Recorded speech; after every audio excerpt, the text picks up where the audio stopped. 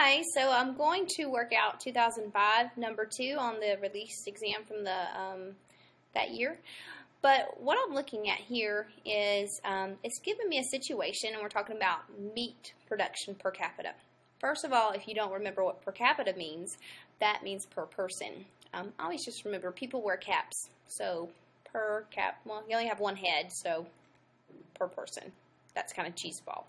But if you just like to remember per capita means per person, then okay. All right, anyway, it says that between 1950 and 2000, global meat production increased from 52 billion kilograms. Okay, I don't even see the word billion. All I see is a 10 to the 9th. I just see it. It's glowing neon green right there. All right, so 52 billion kilograms to 240 billion kilograms. During this time, the global human population increased from 2.6 billion to 6 billion. So it wants me to, on A, to calculate the per capita meat production in 1950 and 2000. So what I'm going to need to do is just a simple division problem, meat per person. Per means divide. Per means divide. So meat divided by people. That's all I need to do. All right, so I'm going to do that for 1950 and 2000. So let me get my little paper going here. If I look at the data, which you can look at the data too, the meat in 1950 was 52 billion kilograms. All right, the people in 1952 was 2.6 billion. Meat per people.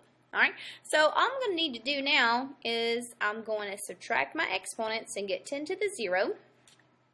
Minus 9 is 10 to the 0. And then I'm going to, remember I like to go and kind of have this party to the side. So let me move that over. 52 divided by 2.6. Remember, I can't really have a decimal on the outside of this little division bar, so I'm going to move that over one space, and then I'm going to move this decimal over one space. Anyway, it just so happens that 26 can't go into 5, but it can go into 52 twice. And then I'm going to bring this 0 down, and it's also going to go into there 0 times. So it came out even. I have a nice 20. Remember, 10 to the 0 means 1. So 20 times 1 is just 20. So I have 20 kilograms per person. That's the meat per capita consumption in 1950. In 2000, I had 240 billion kilograms, and I had 6 billion people. Again, this sort of cancels, but if you prefer, there you go. So anyway, 240 divided by 6 is just going to be, well, 6 can't go into 2, but it can go into 24 4 times. So I get 40. All right, so 40 kilograms per person. So A is done.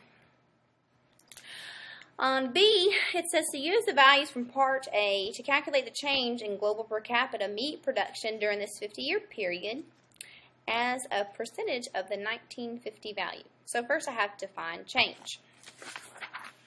Change, here, when I see the word change, that means subtract, right? Okay, if we went from, I don't know, let's say it's wrestling season and you went from weighing 170 to 160, what's your change in weight? You're going to subtract and get 10, right? These are things that you do in your head automatically, but for some reason when we have graphs and other numbers, we don't do it automatically. Change means subtract, okay? So anyway, let's go ahead and start that process out. Pretty simple math here. 40 kilograms minus 20 kilograms. That's just going to give me 20 kilograms.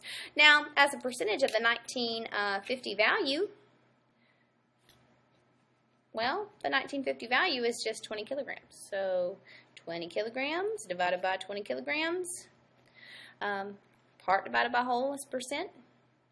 So that's just going to be 1. And remember, it's part divided by whole times 100. So I'm just going to get 100%. It's a 100% increase. if anything doubles, it's a 100% increase.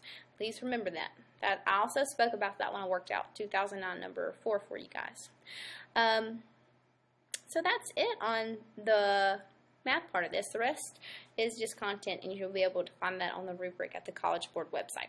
Thank you.